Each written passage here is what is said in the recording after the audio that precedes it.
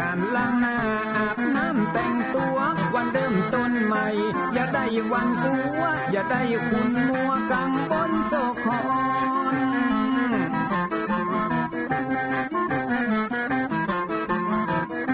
อย่าเอาน้ำคุณมาขังคอนอย่าเอาน้ำฮ้อนมาลวงหัวใจฮ้อนอ้วมอารมณ์คุณคองมาตอนฮับวันใหม่นี้น้อง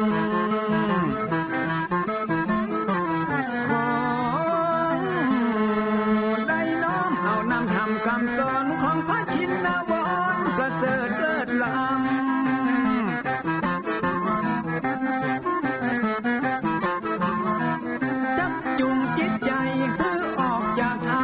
บ่ฮือด่างดำโศกเศร้ามัวมองแสงแห่งธรรมะนั้นเป็นแสงทองส่องใจเรื่อร้องตึงวันค่ำเจ้า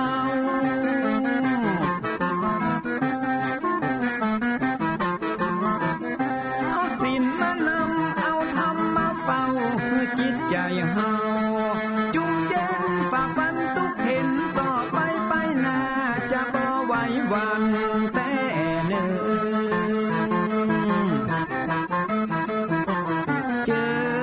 น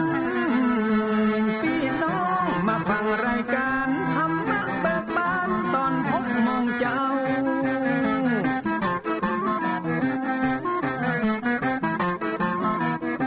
ฟังธรรมปื้นเมืองอันเป็นแบบเบาท่านพระครูวิสิทธิ์ศิลาภรณ์ตั้งใจเจ้าคณะตำบลป่าแดดนอนในเจ้าอาวาสวัดวังสิ่งคำตนนี้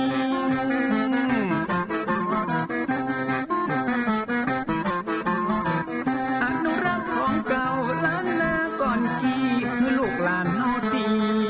เกิดมาใจกันรักษาของดีเก่าเกลือได้อยู่กู้ถิ่นล้านนาฟังทำแล้วของแผ่วจิตใจเหมือนป่าอยู่ในนาทีนั้นน้ำ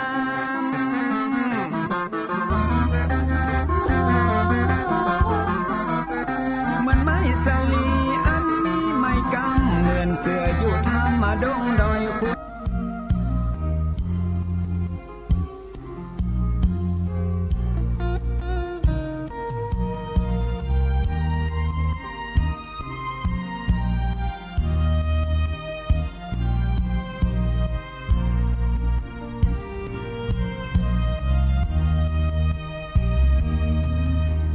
มาไหว้พระทำบุญสุนทานสืบสาน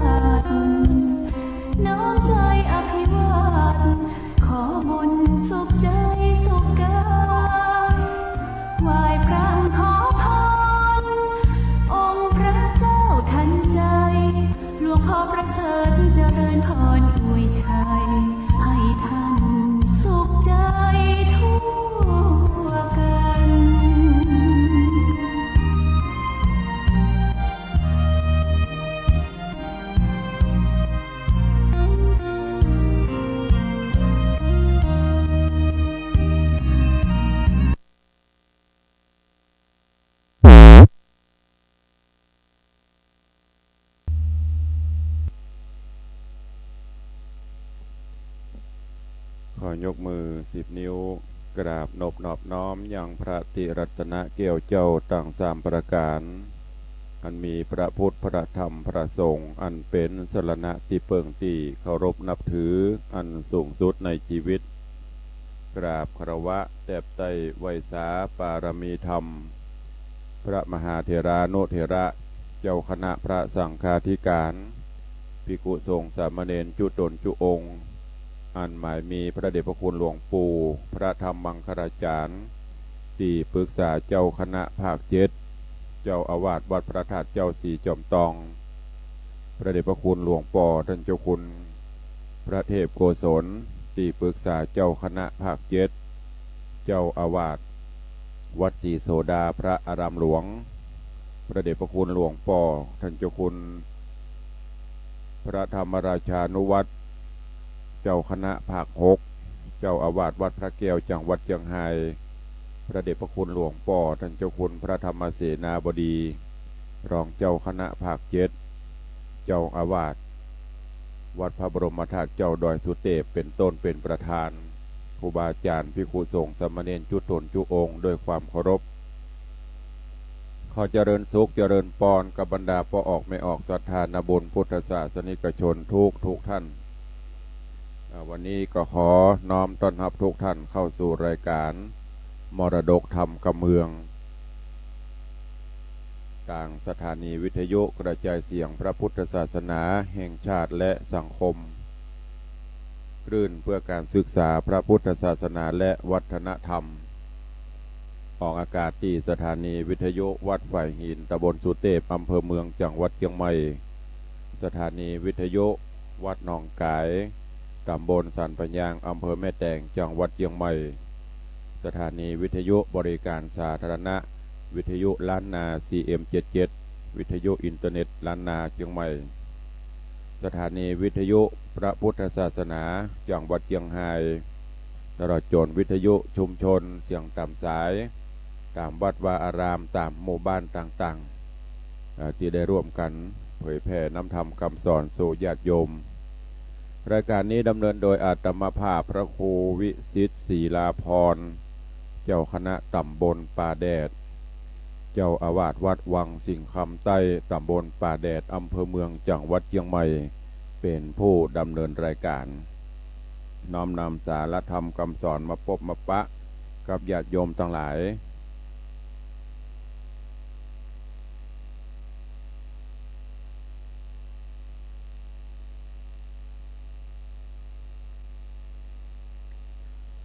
ได้น้อมนำเอาสารธรรมคำสอนมาพบมาปะกับทุกท่านขอขอบคุณอนุโมทนาบุญกับท่านผู้อำนวยการสถานีมาตลอดจนญาติโยมสาธุชนที่ได้ติดตามรับฟังรายการมาโดยตลอดวันนี้อากาศก็รู้สึกว่ายังเย็นอยู่แล้วก็ตามพยากรณ์เพิ่นบอกว่าอุณหภูมิยังจะลดลงแต่ว่า หมอกเหมยบ่ค่อยหันเมื่อช่วงก่อนอาทิตย์ก่อนนั่นที่ฝนก็ตกลมช่วยอากาศหนาวเหน็บนั่นก็หันหมอกหันเหมยกันเฮียเจ้าหนึ่งตอนนั้นนักหน่องแต่หลังๆนั่นมาก็บ่ค่อยมีเพราะว่าระบบนิเวศวิทยาระบบธรณีเปลี่ยนแปลงไป แล้วก็น้ำท่าในแม่น้ำลำคลองก็รู้สึกว่าจะแห้งขอดลงไปไออุ่นไอดินก็บ่ค่อยมีก็มีเฉพาะอากาศเย็นแล้วก็ลักษณะอากาศเย็นอย่างนี้ก็ต่างราชการบ้านเมืองเพิ่นก็ขอความร่วมไม้ร่วมมือเนอะการเผากันอย่างต่างๆก็ขอให้ลดในช่วงนี้เป็นต้นไปเพราะว่าความกดอากาศจะทำให้อากาศมันเป็นหมอกเป็นควันเป็นปัญหาแล้วก็ในด้านสุขภาพก็จะลำบากโดยเฉพาะผู้ที่เป็นภูมิแพ้เป็นอย่างมื้อนี้เพราะนั้นก็ขอความร่วมไม้ร่วมมือกับอีป่อยแม่ญาติโยมศรัทธาด้วยเนอะในวันนี้ก็จะได้น้อมนำเอาพระธรรมเทศนาเรื่อง มาเทศน์ให้ญาติโยมทั้งหลายเป็นเรื่องเป็นราวกูเตือนนี้ก็จะเป็นทำก้อมทำผูกเดี๋ยวจบวันนี้เอาธรรมเทศนาเรื่องเจ้าคำหยาดฟ้ากุมารมาเทศนาให้ญาติโยมทั้งหลายได้รับฟังสำหรับอีป่อยแม่ที่ฟังอยู่บางเตื้อเคยได้ยินทำเรื่องนั้นเรื่องนี้ที่ตุเจ้าเปิ้นเทศตำวัดที่ตุเจ้าบ่เคยได้นำมาเทศก็ขอเมตตาได้ไปขอยืมจากท่านอาจารย์ครูบาอาจารย์เปิ้นเนอะแล้วก็ส่งมาเทศออกอากาศก็ได้เทศจบแล้วก็จะได้ส่งคืนไปให้เปิ้นก็ที่ไหนที่เคยได้ยินได้ฟังหากม่วนเพราะจับใจให้ฟังก็ส่งมาตัวเจ้าจะได้มาเทศนาให้ฟังตอนนี้ก็ปฐมฤกษ์เบิกฟ้ายามเจ้าวันนี้ก็ฟังทำเรื่องเจ้าคำหยาดฟ้ามีตึงมดตึงมวลกันอยู่16ผูกก็จะได้ซอยได้แบ่งเทศนาคือญาติโยมทั้งหลายได้รับฟังกันจนจบเรื่องราวจะเป็นจะได้เนื้อหาสาระมีจะได้พ่องก็เจริญปอนญาติโยมทั้งหลายได้ติดตามรับฟังณโอกาสบัดนี้แล้วท้ายรายการก็เมตตาได้แจ้งผลการรับฟังเข้ามาได้เนอะที่เบอร์โทรศัพท์0817836540ใต้รายการก็จะได้เปิดสัญญาณหน้าใหม่คือได้ได้จากกันเนอะตอนนี้ไปก็เชิญทุกท่านตั้งอกตั้งใจรับฟังพระธรรมเทศนาเรื่องเจ้าคำหยาดฟ้ากุมารผูกที่1ตอนที่1ณโอกาสบัดนี้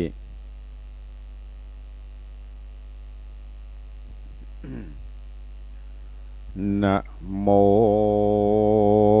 ตัสสะภะคะวะโตอะระหะโตสัมมาสัมพุทธัสสะเอ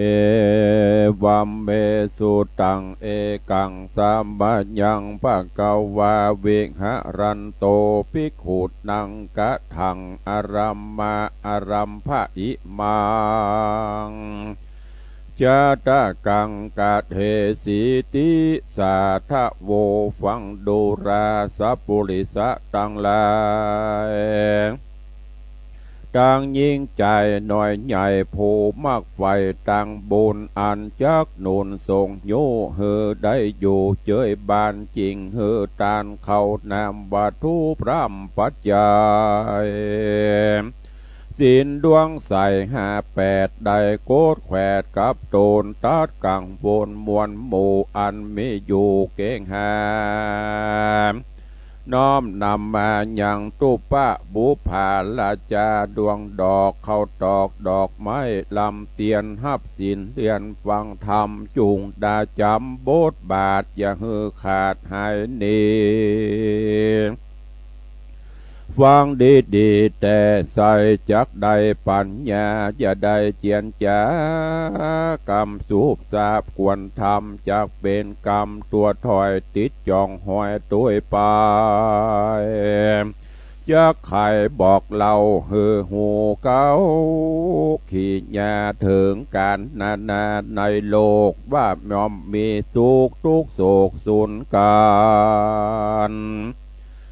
ตามกรรมไผ่มันสั่งไว้ตั้งแต่ไทยเดิมมาขอ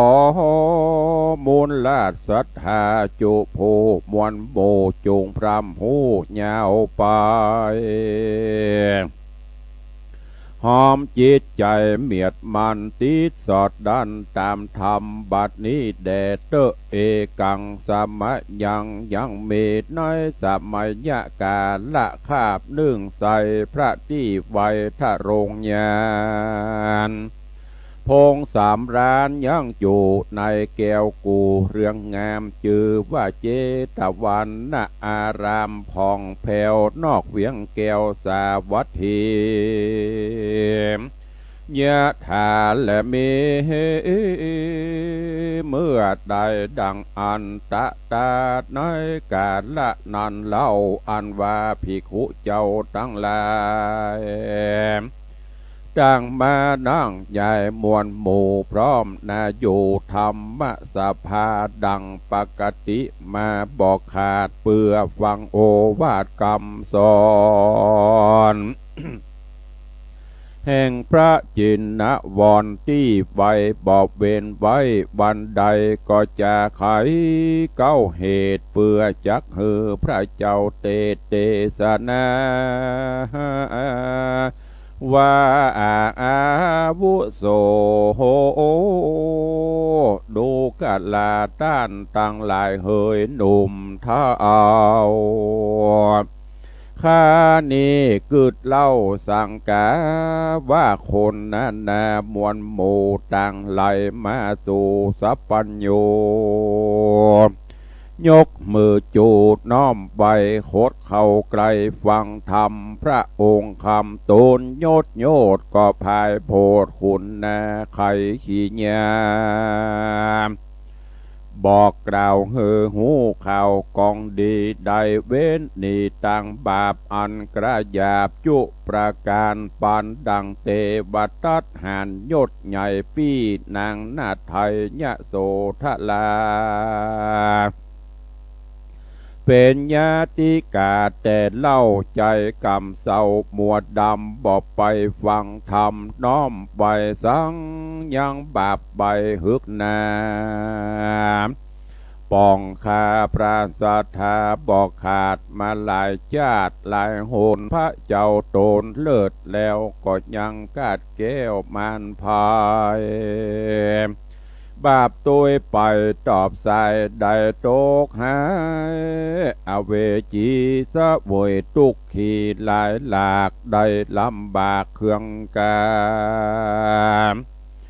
ภิกขุสังฆามวลหมู่ไข่กล่าวอูจาการเสียงเนืองนั้นมีกองดังรอดห้องแดนไกลก็มีแหละนากังสุตวาพระกวาอันว่าสัพปัญโยพระพุทธเจ้าตนเป็นปิ่นเกลาติโลกาจารย์พงสำลานยังอยู่ในแก้วกุดีโสตัญญาณมีเป่งปล่อยได้ยินถอยกำจากอันภิกขุสังฆามวลหมู่ไข่กล่าวอูจากกันพระเล่งหันเก้าเหตุอันจากการกวนเตสนาจิงลีดลาใหญ่บาทดังสีหาราชไก่สอนโยกตินจรโพธออกมาไปนอกคูหาพระพุทธาต้นผ่านแผ่วไปรอดแล้วเรียววายก็ขึ้นไปนั่งอยู่บนแก้วกูอาสนาที่นันภิกขุสังฆาดุมเท่าหันพระพุทธเจ้าเสด็จมาก็มาไหวสาอาภิวาทนบน้อมบาทสามตีพระมุนีต้นผ่านแผ่วก็ไข่ข้าอุบแก้วพุทธาว่าอาภิกขเวดูกาลาภิกขุตั้งหลายมวลหมู่ตานกล่าวอูสังจาหันเฮามาจวนใส่ลวดยังไว้บ่เจียนจานั่นจาที่นั่นเจ้าภิกขุตนองค์อาจก็โอกาสตามมีพระมุนีฟังแล้วจริงไขข้าอุแก้วเจียนจา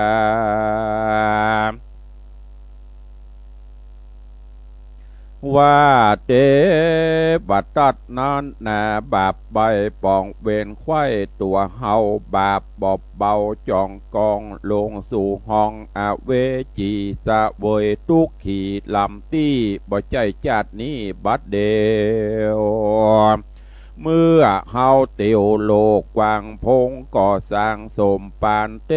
บัดตัดหานบาปเศร้าเกิดเป็นงูเห่าปิดยำอยู่โรงดำป่าใหญ่เฮาไป เฮาไปรอดควายตัวมันเรียวปานครบตอดฮือเฮามวยมอดวำไวพระมุนีนายกล่าวแล้วก็ลวดฮับข้าอูบแก้วบ่เจียนจาที่นานนาเจ้าพี่โคโตนองค์อาจอันจบฉลาดโดยโวหารก็นำมาสการขาบไว้ว่าคาแด่พระบาทไทยตนทะลงยานอ่านว่าอาติตากานิทานล่วงแล้วอันพระตนแก้วไข่มาจุมสังฆาน้อยใหญ่ไปหูควายสัจจางตังคะหนิงหวังโจโพใครหาเหตุใครหูยาวไปขอเทศนาใครกล่าวแทงฮือเสียงแห่งสังกาเดดเดออาทาโคพระกวาในการละนอนใส่พระที่ไวทะโรงยานจักไข่นิทานล่วงแล้วก็ไขข้าอูบแก้วเตสัตนาวาอาติเตเฮกิละพิกเวปราณสิญญางพร้อมมาทัตโตนามราชาราจังกาเลสีดังนี้เป็นตนพิกเวดุกราภิกขุตังหลายอันเป็นสายอริยญาติเชื่อนักปราชญ์ทะโรงยานแต่เมินนานนักโสดหลายกับโกฏอสงไขยยังมีเต้าห่อใจโตนนึ่งใส่น้ำกล่าวไว้ว่าพรหมตัดราชนั่งภาศาสสะเวยมือในนครเรืองใหญ่กว้างมีนามกล่าวอ้างว่าปาราณสีมิเตวีนอดเนางามบ่อเศร้าชื่อจันตาทะรงโศกาโสภาพิราชบอกเฮาหาดหมวดดำมีสินจำจ่องหอยไข่กล่าวถ้อยกำหวานมักหือตานเข้าน้ำเอาศีลกรรมตุยไปส่วนเต้าห่อใจพรหมตัดราชบ่เวนขาดกองดีทาสาราชจะทำมีแต่ก่อนบนละย่อนกองได้บ่มีจะหายกล้าหยาบคมขนาบเคขายังเจ้าพระจาไพรไตหือฮ้อนไม่เครื่องขีโขงปุรีแห่งเต่าจริงจื้นยาวเรื่องไรโขงเวียงใจใหญ่กว้างโคนอยู่สร้างหลวงลายเตียวพันภายละลาดบ่หูขาดบางตามบ่หูขาดบางตาจุมวานิจาป้อกาอยู่ต่างนาแดนไกลต่างก็ไหลมาสู่บ่ขาดอยู่ตึงวานดูม่วนงานแต่เล่าตูคำเจ้าแหล่งไงโอบาทหายกลาดก่อยศัตรูถอยหนีไกล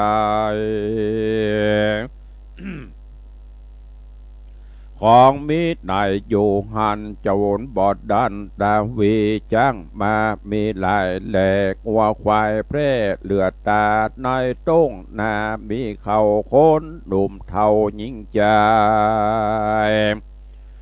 สุขสบายตัวดาวเหตุตันเต้าหอกคำทารงทำพาเสิร์จริงป่าฮือเกิดสวดสดีก็มีแหละนา โสลจาอันว่าพญาพรหมตาราชยังมีลูกน้อยนาดเป็นหญิงหู้เป่าปิงผาเสดลักษณะเลิศโสภาเจ้าผาญาผู้เป็นป้อนางน้อยนอเทวีต่างหากบุตรีนอดเนาโตข้ามเจ้ารุมราจุมวงสาปีน้องมาแวดซองจอมกันเต้าหอจันพรหมตาราชก็คือโอกอามาตโหราใส่น้ำมาจื้อซอยเฮือลูกน้อยบุตรีฮือเป็นสลีไปนาว่านางนอดลาวิมาลาก็มีและนาตะตาในกาละนอนใสยังมีเศรษฐีใหญ่อยู่สร้างนอกเวียงกวางปาลานาสีจริงนามีบอกไว้ว่าเศรษฐีใหญ่ธนใจยะเงินหนามีภริญาหนุ่มน้าเอา งามบ่อเศร้าเลือดลายมีชื่อหมายกล่าวอ้างว่านางยอดซอยสุนันตามีสัมปตินานานักโสดนับอ่านโกดเป็นหมายมีค่ายิ่งใจใหญ่น้อยนับอ่านร้อยเป็นตาพับปลาใหญ่กว้างไพบอกอ้างเตรียมตานทุกคืนวันค่ำเจ้าบอบมนเศร้าเครื่องขี่อันว่าเศรษฐีนั่นใสและนางนาถไทยภริญามีศรัทธาอย่างเจือใจไฟเอื้อต่างบุญเฮือตานนูนบอกขาดใส่เขาปีนที่บาทตานไปสินดวงใสหาเซนบอดีกเว้นหักษาบ่อปาดลาต่างถอยใจไฟหอยต่างดีจุมคนเครื่องขี่น้อยใหญ่บอกว่าไกลบอกว่าไกลและไกลต่างก็ไหลมาเฝ้าขอฮับตานเจ้าเศรษฐีเขายินดีชื่นสู่สาธุอยู่เนืองนันก็มีงานแลนาอ่านว่าท่านน่ะใจยะเศรษฐีนานลาอยู่กับนางนอดเนาสุนันตาหลายปีมาแต่ใส่บอบมีลูกไทยกับอกก็วิตกกังวลว่าจุมโคมหมู่คนหนุ่มท่าเอาสั่งมีลูกเต่ายิงใจลางคนตุกหลายกันอยากซ้ำมีลูกมากหลายคนเฮานี้บ่ตุกโจรอยากไล่หาลูกบ่ได้ยิงใจการคะหนิงหมายเกิดแล้วก่อนจากกับนางแก้วสุนันตาวัดดูลานางบุญนาเฮ้ยน้อยหนอจุงกึดพอขานิงเอาว่าสองเฮานี่เล่าบอบมีลูกเต่าบุตรตาอันจักมาสืบเจือได้ไฟเอือยาวไปเงินคำใส่มุกมาดมาตัวอาจเตรียมอ่านจ้างปลายสารตัวใหญ่เข้าของควายทมนาการสองเล่าราแก่เท่าเปียที่เข้าเบียนขวีตายละหนีโมยมั่งจากโลกวางเมืองโคนข้ากูลโตนเฮานี้ก็เสียงที่สุดไปเข้าของลายเลือดแหลก็ตกแก่สาทานเหตุบ่มีลานลูกตาเอาได้เป็นเจ้าแตนไปเต้าห่อใจที่ราชเตี้ยงหืออำมาตรีโปนมาลาโคนไปไว้ในช่างใหญ่ปุรีค นเครื่องขีดหนุ่มเท่าจักพอเปล่ามองได้ซ้ำตุกหลายบอบผ่อนกว่าแต่ก่อนเดิมตีจักเงียสันใดดีนั่นใสอันจักใดบุตตาเพื่อได้มาสร้างก่อสืบขะกุลต่อเงาไปนั่นจามือเอื้อนานสุนันตายอดสวยก็ตอบถอยกำไปว่าดูราใส่ใจเฮ้ยผัวเจ้าหากเฮานี้เล่าสองขาป้ากันดาแต่งห่างพร้อมกู้อย่างของตาลโภชนะอาหารเข้าน้ำวัตถุพรำปัจจัยแล้วน้ำไปตานตอดยังตนเจ้ายอดยังจีอันมีสินดีบ่อสะเอาหรือคนเท่าจะลาคนกาญาบ่ทวนบ่ควายล้วนกองดีหูตามีหนวกบอดบ่หันหอดยินสั่งจื้อว่านาไปฟังเมียดไว้ได้กินใจไปโลนกัดตำบุญสร้างก่อคือขุดน้ำบ่อสะทานสร้างวิหารน้อยใหญ่แปลงขัวไตคำนาตีสร้างกุฏิหงโบสถ์ใจปราโมทเจยบานยกยอตานอภิวาทหลังน้ำยาตานไปแผ่บนนาสายไปหอดถึงเต้ายอดอินตาตั้งเทวดา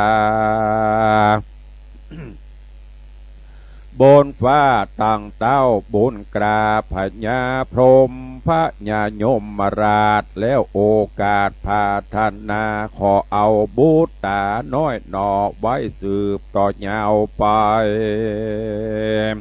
ที่ยังสมใจไฟอ่างบ่วิดว่างไกลกราและนาพี่เฮยมือเอื้อนานนาเจ้าท่านนันใจเสียทีฟังว่าตีเมียกล่าวใจชื่นยาวเจยบานเร่งกะตามการบอกจะบอกหมู่คายิ่งใจรีบผ่านพายแต่งห่างอย่างของกู้อย่างดังดังตานกันบัวลิมวลการแล้วเราก็ตานแก่เจ้าสินสายคนเข็นใจกันอยากคนทุกยากเครื่องกาคนอนาถาแต่แก่เท่าต่างก็ไหลเข้าต่างวันเจ้าก็ปั่นตานไข่บ่เว้นไว้เสียคนทุกโยโอโหนใหญ่หน่อยทุกจ่องหอยอนาถาต่างก็ไหลมามากเต้าขอฮับตานเจ้าเศรษฐีต่างยินดีชื่นสู่สาธุอยู่เนืองนั้นก็มีหันและนาการว่าถ้านันใจยะเศรษฐีฮือตานมีเมียนแล้วก็ปานั่งเกียวสุนันตาผู้เป็นพระลิญญาหนอนาเอาไปโกมเกล้าอธิษฐานว่าพละบุญตานแห่งข้าขอไปรอดเจ้าฟ้าอินตากลางเตบดามวนหมู่อันสาธิตอยู่เมืองโบนดังพญาพรหมโตนองค์อาจตั้งพญายมมาราชราชาจุงโมตนาพร่ำหูว่าพละบุญมีอยู่ตั้งพองข้าตั้งสองนี่เราบอกมีลูกเต่าในตนขอกุศลพาเสดได้บังเกิดบุตรตาเฮ อได้มาสืบต่อกะตามบุญก่อยาวไปแด่เตอตัสสะมิงคันเนตัสสะเตสังปุญญังเตเจนะในกันนอนสายโดยเตจะบุญใหญ่อันมีอันสองเศรษฐีใดสะอางบ่ห่างล่างหายโหนก็บันโดนกายเกิดดีนั่งอันพาเสดพญาอินตาได้สัญญาบอกเหตุเต้าสหสเนศสหัสเนศเมืองบนพอดลงเมืองคนลุ่มไตก็หันเศรษฐีใหญ่สองขาพาทนาเอาลูกเอาไว้ผูกแตนโตนเต้าเมืองบนบ่อจ้าก็ไปสู่จันฟาตุสิดาที่หนอพูดทาอยู่สร้างในภาศาสตร์กว้างเจียงคานเต้ามักขวานบุญใหญ่ก็น้อมไว้ไข่จาว่าโพมะลิสาดังนี้เป็นเก่าว่าดูแลเจ้าผู้หาทุกบทใดอันมักไฟใจหมายใครไปภายโพดโลกเหือโป้นโศกภัยมานการสมปานแก่แล้วได้นั่งเต้นแก้วสาปัญญูบาดนี้คงจุมปูโลกตาอาย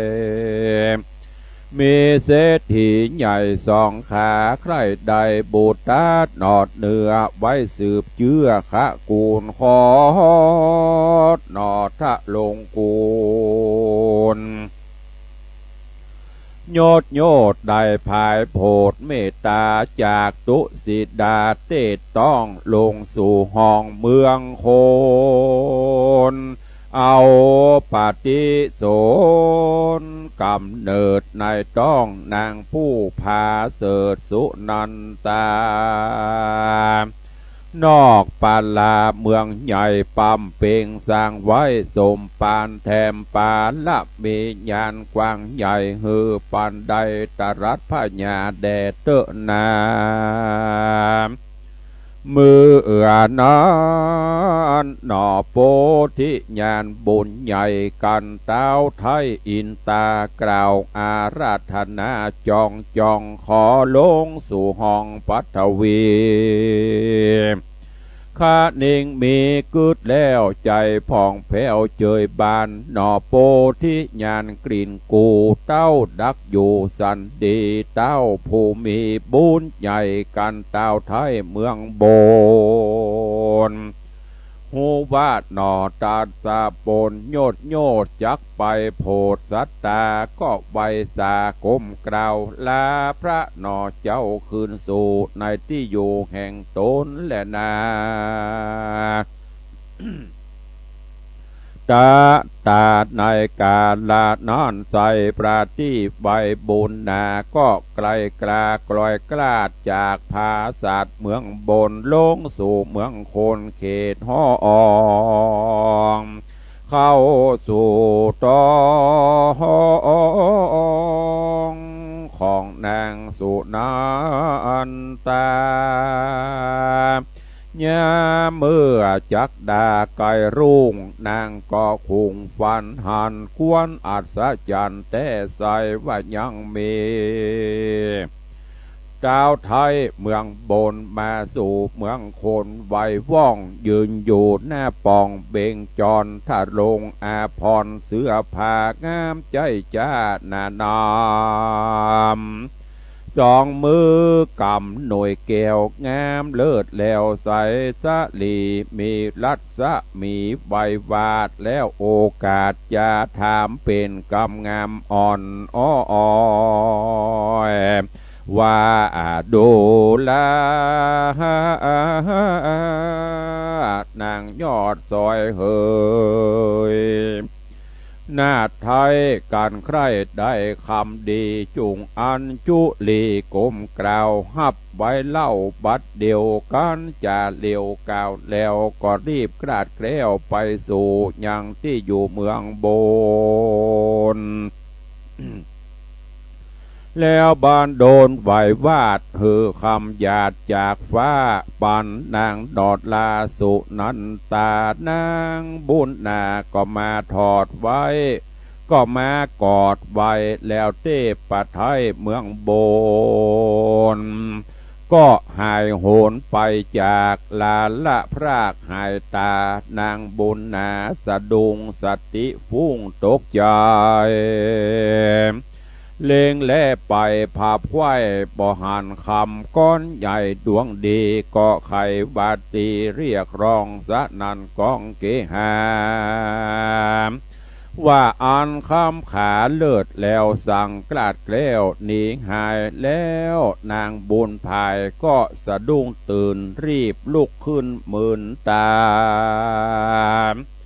ใจเวบาไววันหัวอกปั่นเฟือนครอนก็จากที่นอนไปสู่ในตีอยู่ผัวขวัญเล่ากำฟันนั้นเล่าบอกผัวเจ้าตามเมใจยะเศรษฐีฟังแล้วใจพองแผ้วเจยบานจริงจะหวานต้านต่อว่าดูรานางน้อยนอโสภาเจ้าพาทันาใครใดเอาลูกไว้สืบเชื้อเตี้ยงสมไฟเอือใจมาจากได้ลูกยิงใจบอดแล้วนางนอกแก้วสู้นันตาฟังสามิกาบอกกล่าวใจชื่นเย้ายินดีก็อันจุลีกลมกล่าวไว้ผัวเจ้าคืนสู่ในที่อยู่แห่งตนก็มิหันและนาตาโตโอโหปะรังแต่นานไปนะ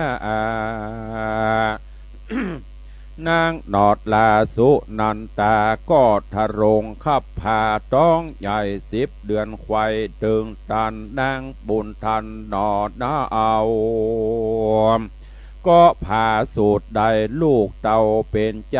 หูบคิงภายวะวังประดุจจะดังคำขาอันจ้างริษนา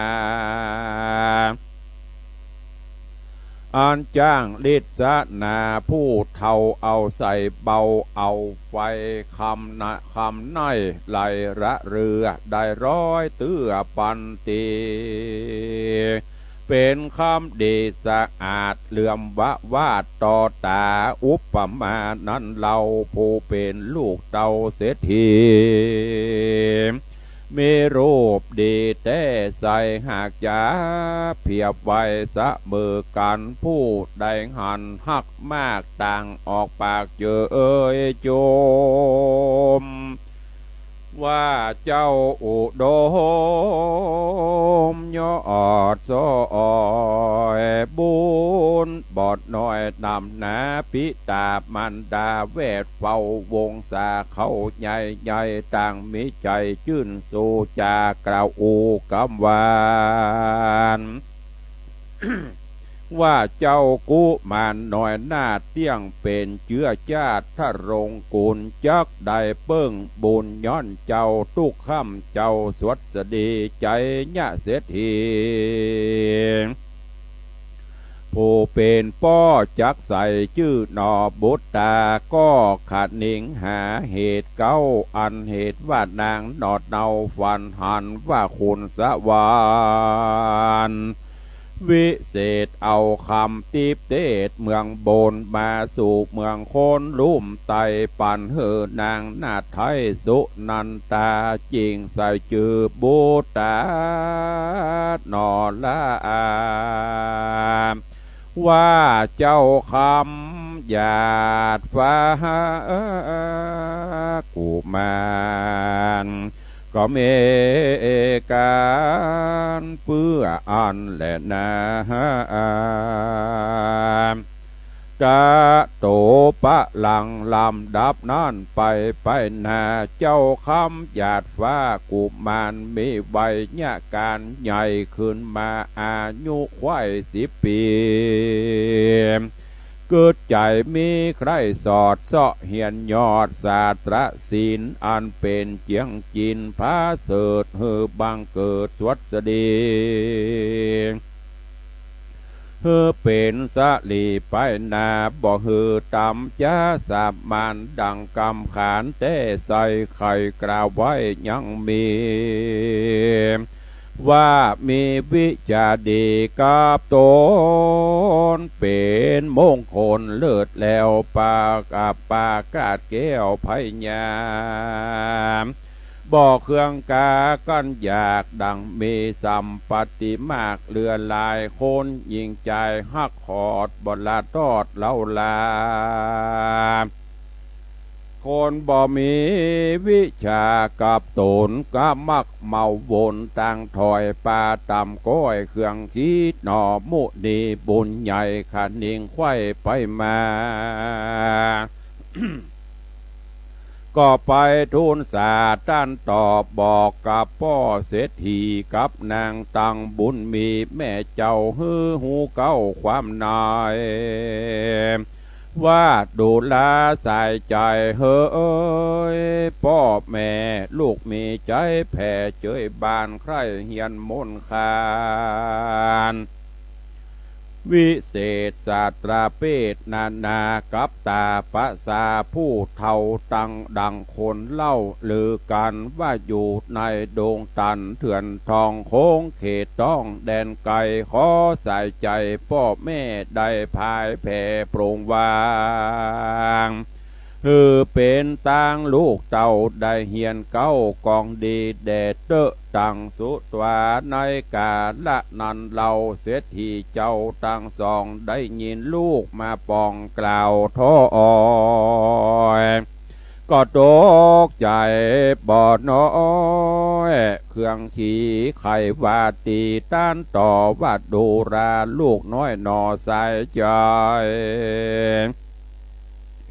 บอกกวนไปต่างใครเหนียวโจรให้ใจหานก็ตามการหยาบจาปองพกคาอยู่ต่างเดียวตนเองเดียวด้านสอดบ่มือบ่มีเปื้อนดอดเตือนตัว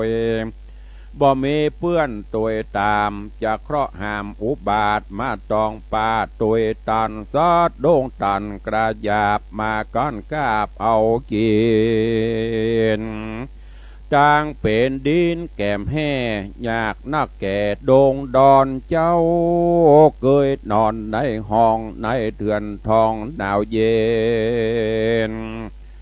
จากเจ็บเป็นเมื่อยไข่ป่าฮือได้เครื่องขี่บ่เป็นดีหลายหลากได้ทุกยากเครื่องกาดูราเจ้าบุญนาเหยนอนาเอาอย่าว่าจากเต้าดงไพรอยู่กับสายใจพ่อแม่ก็สุขแผ่เจยบานอันว่าสัมปติครานเครื่องใจเงินบาทไตคำขาจุมวัฏฐาแผ่นผ้าจางจางมากหัวควายเฮามีดลายนักโสดนับอ่านโกดดีลีแม่นเจ้าบุญมีมักไฟ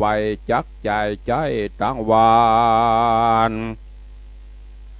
เป็นนิรันดร์ข้ามเจ้าตราบต่อเต้าวำใบเข้าของหลายอย่างข้างบอกเกิงบางปลายมือเป็นดังรือก็แล้วเจ้าลูกแก้วใจเดียวภายบ่มาดเหลียวไฟอ่างมาผ่ามั่งจริงเอาเจ้าคิงเหล่านอดเนาเตี้ยงเป็นเจ้าแตนไปและนาลูกเเอ้ยนิทิตังขีญาสังวันนาวิเศษจะห้องเหตุเจ้าคำหยาดฟ้ากุมารผูกเก้าก็เตสนาเล่ามาเมินนานขอสัทธานงคานเชื่องเจ้า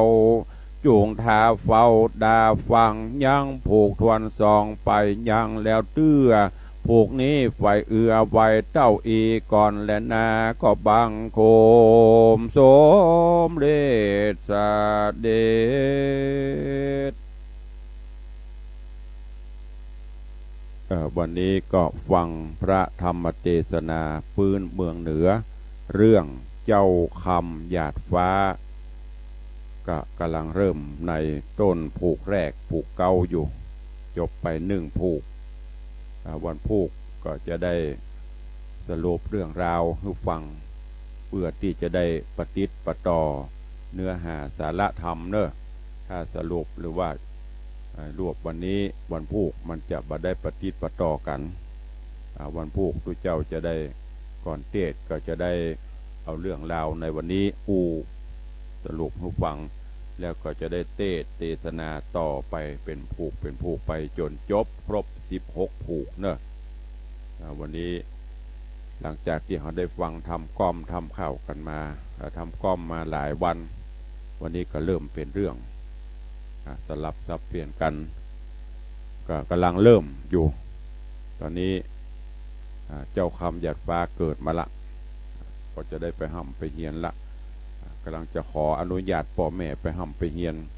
พ่อแม่จะว่าจะได้ไปได้ถึงไหนและจะมีอย่างเกิดขึ้นไปหน้าก็กล้วยท่าติดตามรับฟังกันต่อไปเนอะวันนี้ก่อนจบรายการ ก็ขออนุโมทนาบุญขอบคุณกับญาติโยมสาธุชนที่ได้ร่วมโมทนาสาธุในการบริจาคจตุปัจจัยสมทบกองทุนนิธิวิสิตศรีลาภรณ์วัดวังสิงคำที่ทุกเจ้าได้น้อมนำมาเชิญชวนญาติโยมศรัทธาได้ร่วมบริจาคปัจจัยเพื่อนำไปสมทบกองทุนนิธิใจจ่ายในการพัฒนาก่อสร้างห้างแปลงวัดวังสิงคำเนออันมีโยมจันเพนปฐมเนติกุลร่วมทำบุญกองทุน999 บาทโยมแม่นงลักษ์พักหวานร่วมเป็นเจ้าภาพกองทุน999 บาทโยมแม่สีวันเพชรเจริญหรือว่าโยมแม่โถบ้านหนองเพิ่งร่วมสมทบทุน500 บาทโยมถาวรโยมดวงนภานางสาวอารีรัตน์ปากกล้าบรรจัยสถานประบงก็ร่วมโมทนาบุญกองทุน1,000 บาทพ่ออินคำนาซักบ้านทาศพตำบลทาศพเศร้าละปูนร่วมโมทนาบุญ1,000 บาทท่านอาจารย์พระครูใบดีกาประเสริฐประสันโนวัดพระธาตุเจ้าดอยสุเทพร่วมโมทนาสาธุ1,000 บาทแม่สีทองขันธรรมพร้อมลูกหลานบ้านสวนดอกร่วมทำบุญ3,000 บาทโยมทองดีโยมผ่องพันธ์ทิปันร่วมโมทนาบุญ1,000 บาทพ่อหลวงเชิดซักแม่หลวงสีเพนคุณยศยิ่งสันนำเมงสันทรายร่วมทำบุญกองทุนจำนวน 2,000 บาทคุณโยมแม่เลี้ยงรัศมีคเนตบ้านหัวมุงสลปี 1,000 บาทเด็กหญิงบุญสุดารุ่งสุข200 บาทพ่อหิรันแม่เรวดีสุภาสนาพิวัตรบ้านสันทรายหลวงตำบลสันทรายอำเภอสันทรายจังหวัดเชียงใหม่ร่วมโมทนาบุญ 1,100 บาท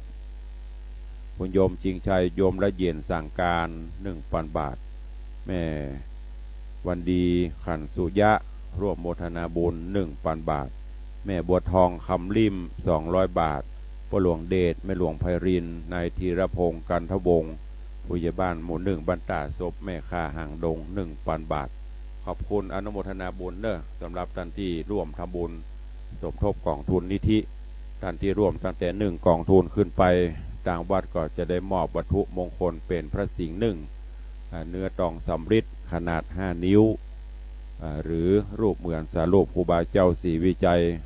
เป็นทองสำริดเลือกเอาระวังถึง2อย่างนี้เป็นบรรณาการของฝากขอบคุณกับทุกท่านวันนี้เวลาหมดเวลาแล้วก็ขอนำรายการจากญาติโยมไปก่อนวันผูกกับปบปะกันตามปกติกระเดียใครจะจะจ่าตัวก็ได้รายการหลังไม่พอดีเวลามันจะหมดแล้วก็ขอนำรายการจากไปก่อนขอบคุณอนุโมทนาบุญกับทุกท่านหลังจากจบรายการแล้วก็รับฟังข่าวสารจบจากข่าวแล้วก็ฟังรายการธรรมะเพื่อประชาชนโดยท่านอาจารย์พระครูธีระสุตพจน์เจ้าอาวาสวัดผาลาดหรือว่าเจ้าพ่อผาลาดตัวน้องชายกลาง อันนี้เปิ้นก็ขอเชิญชวนเนอะร่วมโมทนาบุญเป็นเจ้าภาพจองตอดผ้าป่าในวันที่13-14 พฤษภาคมก่อนเปิ้นมีการเอานำไปสมทบสร้างอู่ข้าวอู่น้ำหรือว่าหอฉันห้องครัวของวัดผาลาดท่านใดจะรับเป็นเจ้าภาพประธานสายบุญเนอะสายตอดผ้าป่าตามท่านอาจารย์เปิ้นว่าต้องการประมาณ100 สายแต่ละสายนั่นก็สายละ35 กล่องละ 1,000 บาทพูดง่ายๆก็คือสายละ 35,000เถอะง่ายๆดีต้องวันนี้นักสายละ 35,000หรือตามจิตเจตนาศรัทธาหรือจะร่วมเป็นกองบ่ร่วมเป็นสายก็ร่วมเป็นกองละ 1,000 บาทเนอะ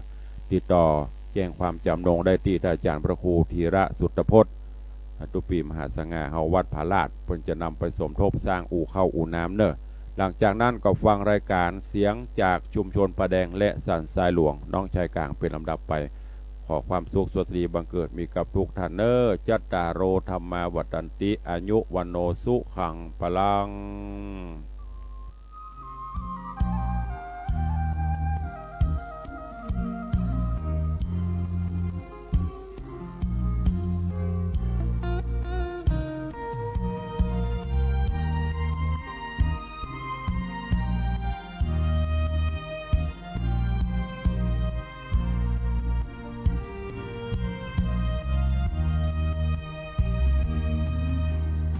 สำหรับผลการดำเนินการในเดือนที่ผ่านมาได้รับการตอบรับเป็นอย่างดีและพร้อมจะเดินหน้าทำความเข้าใจต่อไปจากระดับจังหวัดถึงระดับหมู่บ้านและเมื่อวานนี้คณะกรรมการประสานงานสภานิติบัญญัติแห่งชาติคณะกรรมการวิสามัญกิจการสภาขับเคลื่อนการปฏิรูปประเทศและผู้แทนประสานงานร่วม3 ฝ่ายประชุมร่วมกันเป็นครั้งแรกเพื่อหารือแก้ปัญหาความซ้ำซ้อนในการทำงานพร้อมทั้งวางกรอบแนวทางการปฏิรูปให้บรรจุไว้ในรัฐธรรมนูญเพื่อเป็นแผนระยะยาวของรัฐบาลนายสุรชัยเลี้ยงบุญเลิศชัยรองประธานสภานิติบัญญัติแห่งชาติกล่าวว่า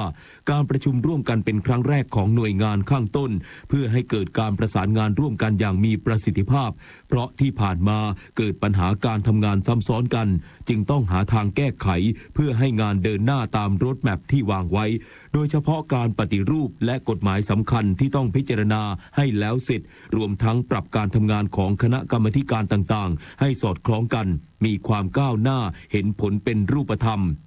หากข้อเสนอที่เกี่ยวข้องกับการปฏิรูปที่สามารถทำได้ต้องทำทันทีแต่หากเรื่องใดสมควรบรรจุไว้ในร่างรัฐธรรมนูญจะส่งข้อเสนอแนะไปยังคณะกรรมการร่างรัฐธรรมนูญแล้วทำอย่างไรที่จะทำให้ช่วยกันออกแบบกฎหมายที่จำเป็นต้องใช้เป็นเครื่องมือในการปฏิรูปประเทศนั้นสอดคล้องตามแผนการปฏิรูปประเทศรองนายกรัฐมนตรีเร่งผลักดันผู้ประกอบการ SME Startup และ Social Enterprise ให้เข้าถึงแหล่งเงินทุนในโครงการสารพลังประชารัฐซึ่งมีเป้าหมายปรับโครงสร้างระบบเศรษฐกิจนายสมคิดจาตุศรีพิทักษ์รองนายกรัฐมนตรีกล่าวว่าโครงการดังกล่าวเกิดขึ้นจากความร่วมมือระหว่างภาครัฐเอกชนสถาบันการเงินและสถาบันการศึกษาประมาณ60หน่วยงานซึ่งรัฐบาลต้องการพัฒนาผู้ประกอบการไทยให้เติบโตอย่างมีศักยภาพด้วยการส่งเสริมผู้ประกอบการ SME Startup ให้สามารถเข้าถึงแหล่งเงินทุนและส่งเสริมธุรกิจเพื่อสังคมเพิ่มขึ้นโดยภาครัฐจะช่วยผลักดันนโยบายและสร้างเวทีให้ผู้ประกอบการได้แสดงศักยภาพขณะที่ภาคเอกชนจะดึงนักธุรกิจรายใหญ่เป็นพี่เลี้ยงและสถาบันการศึกษาเร่งสร้างนักธุรกิจรุ่นใหม่ให้มีศักยภาพนายสุวิทย์เมษินทรีย์รัฐมนตรีช่วยว่าการกระทรวงพาณิชย์ในฐานะประธานร่วมภาครัฐคณะทำงานด้านการส่งเสริม SME Startup และ Social Enterprise กล่าวเพิ่มเติมว่าเป้าหมายสำคัญคือปรับโครงสร้างระบบเศรษฐกิจด้วยการยกระดับ SME Startup ให้มีศักยภาพสามารถแข่งขันในตลาดโลกนอกจากนี้ได้ร่วมมือกับหน่วยงานที่เกี่ยวข้องจัดงาน Thailand Startup Week 2016 ต่อยอดให้ผู้ประกอบการวันที่ 24-27 มีนาคมนี้กระทรวงการคลังเพิ่มวงเงินสินเชื่อใหม่เพื่อลดภาระหนี้ครูโดยใช้เงินบำเหน็จตกทอดเงินชาปนกิจค้ำประกันรายละไม่เกิน 700,000 บาทดอกเบี้ย4%น นายกฤษดาจีนะวิจารณะผู้อำนวยการสำนักงานเศรษฐกิจการคลังในฐานะโฆษกกระทรวงการคลังกล่าวว่ามติคณะรัฐมนตรีเห็นชอบโครงการลดภาระหนี้ข้าราชการครูและบุคลากรทางการศึกษาโดยอนุมัติวงเงินสินเชื่อใหม่เพิ่มเติมให้ผู้กู้ที่สมัครใจเข้าร่วมโครงการโดยใช้เงินที่ทายาทจะได้รับในอนาคตค้ำประกันได้แก่เงินชาปนกิจสงเคราะห์ครอบครัวและหรือเงินบำเหน็จตกทอดเพื่อลดภาระหนี้ที่มีอยู่ปัจจุบันมีหนี้ครูทั้งสิ้น 470,000 ล้านบาทรวม 400,000 รายละไม่เกิน 700,000 บาทแต่ขึ้นอยู่กับสิทธิเรียกร้องเงินที่จะได้ในอนาคตเมื่อเกษียณอายุโดยให้กู้สูงสุด 20 ปีดอกเบี้ยคงที่4%ต่อปีคาดว่าจะช่วยบรรเทาปัญหาหนี้สินครูและบุคลากรทางการศึกษาได้ประมาณ 283,000 รายส่วนที่ประชุมคณะกรรมการนโยบายการประมงแห่งชาติมีมติกำหนดปริมาณจับสัตว์น้ำฝั่งทะเลอ่าวไทยและอันดามันเพื่อสร้างความสมดุลของทรัพยากรประมงให้ยั่งยืนนายวิมลจันทรโรไทยอธิบดีกรมประมงเปิดเผยผลการประชุมคณะกรรมการนโยบายการประมงแห่งชาติครั้งที่1/2559ว่าที่ประชุมเห็นชอบหลักเกณฑ์การจับสัตว์น้ำจากแบบเสรีเป็นกำหนดปริมาณจับสัตว์น้ำในทะเลฝั่งอ่าวไทยและอันดามันโดยให้สิทธิเรือที่ถูกต้องตามกฎหมายมีใบอาชญาบัตรได้รับสิทธิ์ก่อนส่วนเรือประมงที่จดทะเบียนแต่เครื่องมือยังไม่ถูกต้องรวมถึงเรือประมงที่ยังไม่เข้าระบบต้องจดทะเบียนให้ถูกต้องนอกจากนี้ที่ประชุมยังได้พิจารณาข้อเสนอของกลุ่มประมงพื้นบ้านที่ต้องการให้ยกเลิกมาตรา 34ในพระราชกำหนดการประมงพุทธศักราช 2558 ห้ามประมงพื้นบ้านทำการประมงนอกเขตชายฝั่งเกิน 3 ไมล์ทะเลซึ่งไม่สามารถยกเลิกได้เนื่องจากจะกระทบภาพรวมของพระราชกำหนดการประมงจึงได้ยกเลิกประกาศกฎหมายการทำประมงฉบับที่ 1ที่ห้ามใช้เครื่องมือทำประมงนอกเขต 3 ไมล์ทะเลส่งผลให้ชาวประมงสามารถทำประมงนอกเขตชายฝั่งได้รวมถึงปัญหาการใช้เรือหางยาวทำประมงควบคู่กับการท่องเที่ยวที่กฎหมายกำหนดให้จดทะเบียนเรือได้เพียงประเภทเดียวการจัดสรรในลักษณะแบบนี้เนี่ยจะเป็นการจัดสรรวันทำการประมงแล้วก็ปริมาณโดยภาพรวมหลังจากที่จัดสรรแล้วปริมาณสัตว์น้ำโดยรวมที่จัดไปก็จะอยู่ในระดับที่ต่ำกว่าปริมาณสัตว์น้ำสูงสุดที่จะจับได้หมายความว่าทะเลเราก็จะมีความยั่งยืนเป็นลักษณะแบบนี้เพราะฉะนั้นการจัดสรรแบบนี้ก็จะมีเหมือนกันทุกๆปีหนึ่งเราก็จะมาคำนวณกันแล้วก็จัดสรรลักษณะแบบนี้ก็จะทำให้เกิดความยั่งยืนของทะเลไทยรัฐบาลร่วมกับมหาเถรสมาคมและสำนักงานพระพุทธศาสนาแห่งชาติจัดงานวันมาฆบูชาพร้อมกันณวัดไทยทั้งในและต่างประเทศวันที่ 18-22 กุมภาพันธ์นี้นายกนกแสนประเสริฐรองผู้อำนวยการสำนักงานพระพุทธศาสนาแห่งชาติเปิดเผยว่างานสัปดาห์เผยแผ่พระพุทธศาสนาเนื่องในเทศกาลวันมาฆบูชาส่วนกลางจัดที่พุทธมณฑลมีกิจกรรมปฏิบัติธรรมนิทรรศการเผยแผ่พระพุทธศาสนาบริเวณลานองค์พระประธานพุทธมณฑลสวดมนต์สารพันยะและพิธีเจริญพระพุทธมนต์สำหรับวันที่ 21 กุมภาพันธ์เวลา 15 นาฬิกาพระเจ้าวรวงศ์เธอพระองค์เจ้าสวมสวลีพระวรราชาธินัดดามาศจะเสด็จไปเป็นประธานในพิธีประธานรางวัลเสาอโศกผู้นำศีลธรรมส่วนวันที่ 22 กุมภาพันธ์ซึ่งตรงกับวันมาฆบูชามีพิธีทำบุญตักบาตรพระภิกษุสงฆ์เวลา 7 นาฬิกาและเวลา 17 นาฬิกาพระบาทสมเด็จพระเจ้าอยู่หัวทรงพระกรุณาโปรดเกล้าโปรดกระหม่อมให้นายอัมพลเสนานรงค์องคมนตรีเป็นผู้แทนพระองค์ประกอบพิธีเวียนเทียนที่ลานองค์พระประธานพุทธมณฑลจากนั้นสมเด็จพระมหารัชมังคลาจารย์ผู้ปฏิบัติหน้าที่สมเด็จพระสังฆราชแสดงธรรมเทศนามีการบรรยายธรรมและให้พุทธศาสนิกชนได้เวียนเทียนด้วยขณะเดียวกันกระทรวงวัฒนธรรมขอให้คนไทยส่งมอบความรักอย่างเหมาะสมในวันแห่งความรักพร้อมส่งเจ้าหน้าที่เฝ้าระวังทางวัฒนธรรมประสานตำรวจจับตาพฤติกรรมเสี่ยงของเด็กและเยาวชนนายวีระโรจน์พจนรัตน์รัฐมนตรีว่าการกระทรวงวัฒนธรรมเปิดเผยว่าได้ร่วมกับสวนดุสิตโพลสำรวจความคิดเห็นเด็กและเยาวชนเกี่ยวกับทัศนะที่มีต่อวันแห่งความรัก 14 กุมภาพันธ์หรือวันวาเลนไทน์ซึ่งพบว่าเด็กและเยาวชนให้ความสำคัญกับการให้ความรักต่อพ่อแม่และผู้มีพระคุณมากที่สุด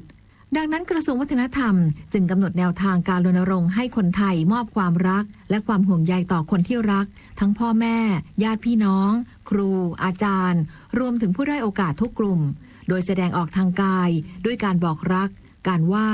การกอดหรือการมอบดอกไม้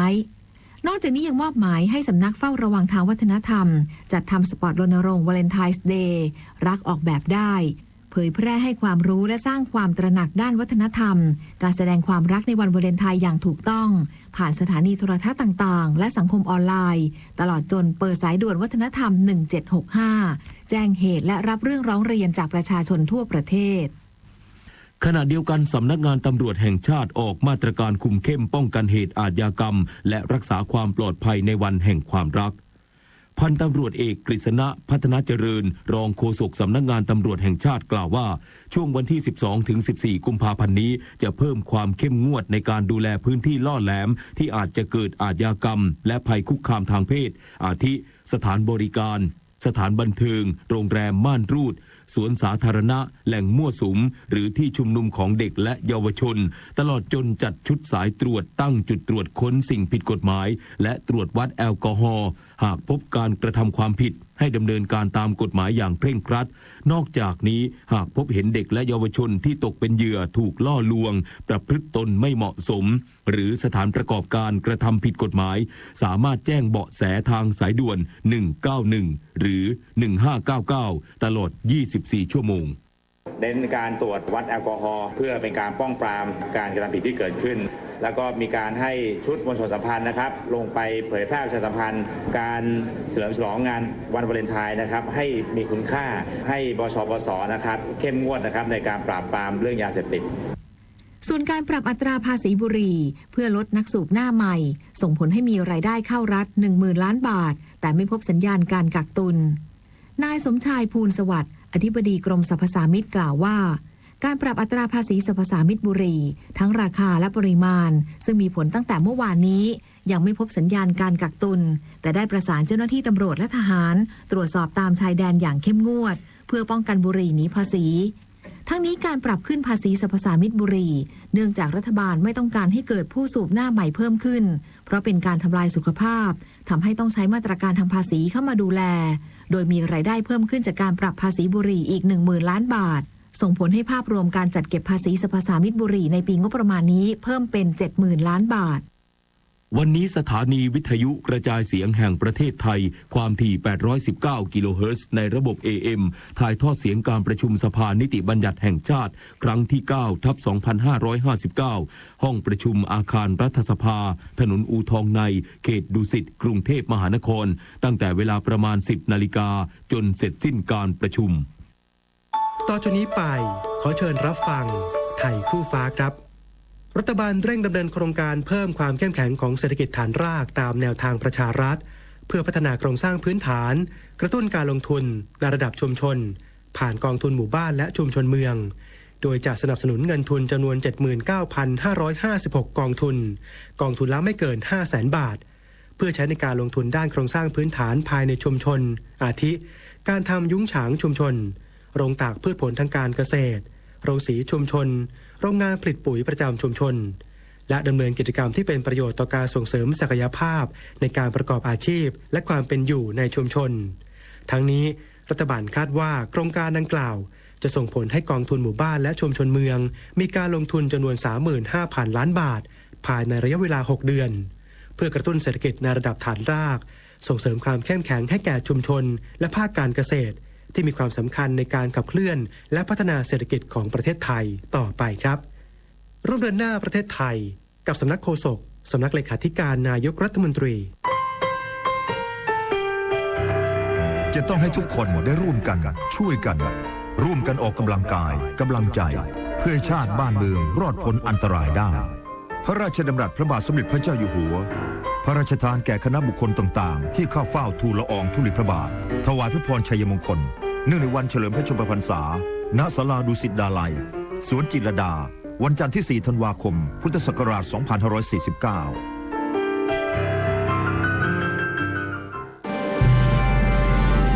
ข่าวสารเรื่องราวรัฐธรรมนูญที่ทุกเสียงของคนไทยจะมีส่วนร่วมปฏิรูปประเทศของเราทุกประเด็นร้อนที่ท่านสนใจใคร่รู้ที่มาที่ไปพบกับคำตอบชัดๆทุกประเด็นที่ท่านอยากทราบในรายการแกะกล่องรัฐธรรมนูญใหม่ ทุกวันหลังเคารพธงชาติเช้าเย็นทางโทรทัศน์รวมการเฉพาะกิจและสถานีวิทยุกระจายเสียงทุกแห่งพร้อมกันทั่วประเทศ 7:17 นาทีต่อไปรับฟังข่าวต่างประเทศมือระเบิดฆ่าตัวตายหญิง2 คนก่อเหตุสังหารประชาชนอย่างน้อย58 คนที่ค่ายพักคนไร้บ้านแห่งหนึ่งทางตะวันออกเฉียงเหนือของไนจีเรียนายซาโตมิอาเมดหัวหน้าสำนักงานบริการฉุกเฉินไนจีเรียแถลงเมื่อวานนี้ว่าเหตุโจมตีดังกล่าวเกิดขึ้นที่เมืองดิควาห่างจากเมืองไบดูการีเมืองเอกของรัฐบอร์โน90 กิโลเมตรเมื่อเช้าวันอังคารที่ผ่านมาและเชื่อว่าเป็นการตอบโต้ที่กองกำลังฝ่ายรัฐบาลโจมตีที่มั่นของกลุ่มโบโกฮารามเมื่อสัปดาห์ที่แล้วนายอาเมดกล่าวว่าพบร่างผู้เสียชีวิต35 ศพในค่ายพักดังกล่าวซึ่งมีผู้อยู่อาศัย 53,600 คนโดยมีผู้ได้รับบาดเจ็บจากเหตุระเบิดอีก78 คนส่วนผู้เสียชีวิตที่เหลือถูกฝังแล้วรายงานระบุว่าหลังมือระเบิดฆ่าตัวตาย2 คนแรกก่อเหตุมือระเบิดฆ่าตัวตายหญิงคนที่3ไม่ได้จุดระเบิดเมื่อรู้ว่าพ่อแม่และพี่น้องของเธออยู่ในค่ายดังกล่าวและยอมมอบตัวกับเจ้าหน้าที่ทางด้านนายเยมิโอซินบาโจรองประธานาธิบดีไนจีเรียซึ่งรักษาการแทนประธานาธิบดีมูฮัมหมัดบูฮารีที่ไปพักผ่อนกล่าวแสดงความเสียใจกับเหตุการณ์ที่เกิดขึ้นพร้อมให้คำมั่นว่าจะนำตัวผู้กระทำผิดมาลงโทษและสั่งให้เพิ่มมาตรการรักษาความปลอดภัยพื้นที่ดังกล่าวกลุ่มสังเกตการด้านสิทธิมนุษยชนในซีเรียรายงานวันนี้ว่าประชาชน506 คนเสียชีวิตนับตั้งแต่กองกำลังฝ่ายรัฐบาลเริ่มกวาดล้างกลุ่มกบฏครั้งใหญ่ที่เมืองอเลปโปเมื่อวันที่1 กุมภาพันธ์ที่ผ่านมาโดยมีเด็กรวมอยู่ด้วย23 คนซึ่งเสียชีวิตจากการโจมตีทางอากาศของรัสเซียส่วนชาวซีเรียหลายหมื่นคนที่หลบหนีภัยสงครามยังคงติดค้างอยู่ที่พรมแดนติดกับตุรกีซึ่งยังคงปิดอยู่ที่ผ่านมาตุรกีได้รับชาวซีเรีย 2,700,000 คนเข้าไปลี้ภัยและปฏิเสธที่จะรับผู้อพยพระลอกใหม่แต่ได้จัดหาความช่วยเหลือด้านมนุษยธรรมที่พรมแดนแต่ชาวซีเรียจำนวนมากต้องนอนในเต็นท์ไม่มีหลังคาเนื่องจากค่ายพักฉุกเฉินเต็มหมดนายเบอร์นีแซนเดอร์สผู้สมัครเป็นตัวแทนพรรคเดโมแครตเพื่อชิงตำแหน่งประธานาธิบดีสหรัฐหาเงินทุนสนับสนุนได้มากกว่า$5 ล้านสหรัฐในเวลาเพียง18 ชั่วโมงหลังจากชนะการชิงชัยระดับไพรมารีที่รัฐนิวแฮมป์เชียร์เหนือนางฮิลลารีคลินตันคู่แข่งจากพรรคเดียวกันเมื่อวันอังคารที่ผ่านมาทีมหาเสียงของนายแซนเดอร์สกล่าวว่าเขาได้รับเงินสนับสนุนถึง$5.2 ล้าน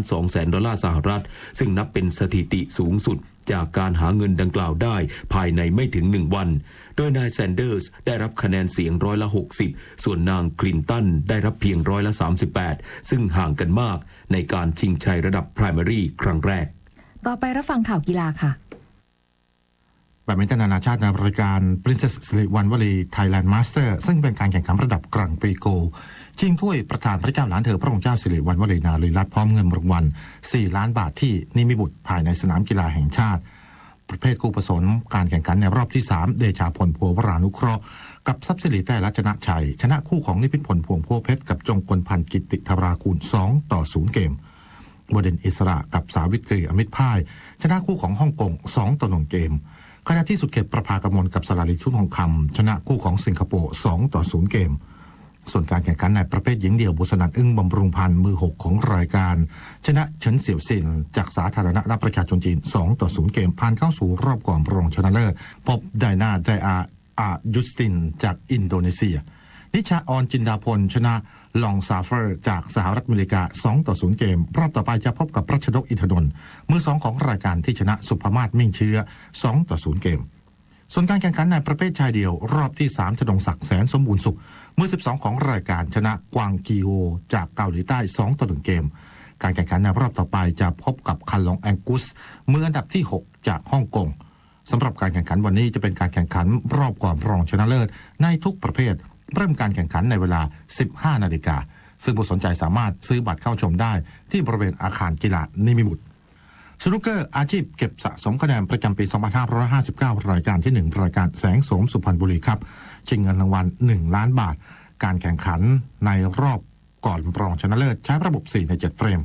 บุญยฤทธิ์เกียรติกุลแชมป์เยาวชนโลกคนล่าสุดชนะนพดลนพจร4-1 เฟรมได้ผ่านเข้าสู่รอบรองชนะเลิศขณะที่ยุทธภพภาพพจน์ชนะกอบกิจปราจิน4-1 เฟรม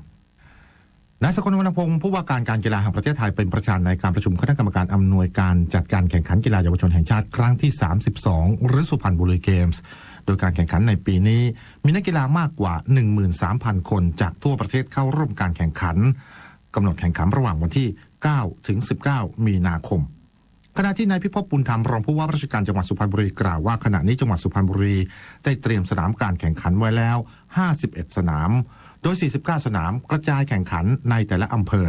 โดยได้รับความร่วมมืออย่างดีจากองค์กรปกครองส่วนท้องถิ่นในจังหวัดขณะที่นายสมชายประเสริฐศรีรองอธิการบดีสถาบันการพละศึกษาวิทยาเขตสุพรรณบุรีกล่าวว่าการแข่งขันกีฬาเยาวชนแห่งชาติครั้งนี้มี 41 ชนิดกีฬาซึ่งจังหวัดสุพรรณบุรีได้มีการเตรียมความพร้อมในเรื่องของสนามการแข่งขันมีเพียง2 สนามที่ต้องไปแข่งขันนอกจังหวัดสุพรรณบุรีในการแถลงข่าวความพร้อมของการแข่งขันฟุตซอลชิงชนะเลิศแห่งเอเชียครั้งที่ 14 ที่ประเทศอุซเบกิสถานนายสมศักดิ์สิริธรรมผู้จัดการทีมกล่าวว่าสภาพอากาศที่หนาวเย็นของอุซเบกิสถานไม่มีปัญหาเพราะเป็นการแข่งขันในร่มขณะที่วิกเตอร์เฮอร์มันหัวหน้าผู้ฝึกสอนกล่าวว่าการแข่งขันในครั้งนี้เป้าหมายคือการผ่านเป็นตัวแทนของทวีปเอเชียเข้าร่วมการแข่งขันฟุตซอลเวิลด์คัพที่ประเทศโคลัมเบียให้ได้นัดแรกของไทยจะลงสนามในวันนี้พบกับทาจิกิสถานในเวลา 18:30 นาทีตามเวลาในประเทศไทยช่อง7 สีถ่ายทอดสดสมภพจันทร์ฝากสถานีวิทยุกระจายเสียงแห่งประเทศไทยรายงานครับต่อไปรับฟังพยากรณ์อากาศค่ะกรมอุตุนิยมวิทยารายงานลักษณะอากาศทั่วไปบริเวณความกดอากาศสูงที่ปกคลุมบริเวณประเทศไทยมีกำลังอ่อนลักษณะเช่นนี้ทำให้บริเวณดังกล่าวมีอุณหภูมิสูงขึ้นอีก 2-4 องศาเซลเซียสกับมีหมอกในตอนเช้าและมีหมอกหนาในบางพื้นที่แต่ยังคงทำให้ภาคเหนือภาคตะวันออกเฉียงเหนือและภาคกลางตอนบนมีอากาศหนาวเย็นขอให้ประชาชนระมัดระวังในการสัญจรผ่านบริเวณที่มีหมอกหนาไว้ด้วยสำหรับมรสุมตะวันออกเฉียงเหนือที่พัดปกคลุมอ่าวไทยและภาคใต้มีกำลังอ่อนลงแต่ยังคงทำให้อ่าวไทยตอนล่างตั้งแต่จังหวัดนครศรีธรรมราชลงไปมีคลื่นสูงประมาณ2 เมตรพยากรณ์อากาศตั้งแต่เช้าวันนี้จนถึงเช้าวันพรุ่งนี้ภาคเหนืออากาศหนาวกับมีหมอกในตอนเช้าและมีหมอกหนาในบางพื้นที่โดยอุณหภูมิจะสูงขึ้น 1-3 องศาเซลเซียสอุณหภูมิต่ำสุด 11-16 องศาเซลเซียสสำหรับบริเวณยอดดอยอากาศหนาวถึงหนาวจัดและมีน้ำค้างแข็งบางพื้นที่อุณหภูมิต่ำสุด 2-9 องศาเซลเซียสภาคตะวันออกเฉียงเหนืออากาศหนาวกับมีหมอกในตอนเช้าและมีหมอกหนาในบางพื้นที่โดยอุณหภูมิจะสูงขึ้นอีก 2-4 องศาเซลเซียสอุณหภูมิต่ำสุด 12-17 องศาเซลเซียส